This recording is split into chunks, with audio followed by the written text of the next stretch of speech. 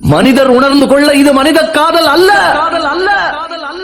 அதையும் தாண்டி புனிதமானது.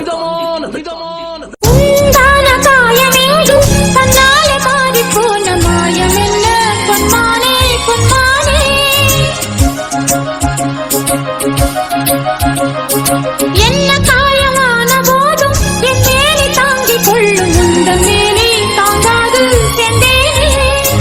எந்த காதல் என்னவென்று சொல்லாமல் ஏங்க ஏங்க அழுகை வந்தது.